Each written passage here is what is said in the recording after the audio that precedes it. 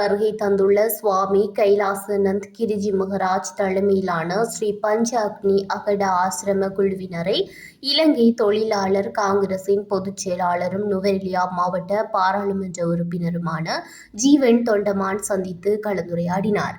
இச்சந்திப்பின் போது ஆன்மீக மற்றும் கலாசார உறவுகளை மேம்படுத்துவது தொடர்பாக இரு தரப்பினருக்கும் இடையில் கருத்து பரிமாற்றம் இடம்பெற்றதாக தெரிவிக்கப்படுகின்றது.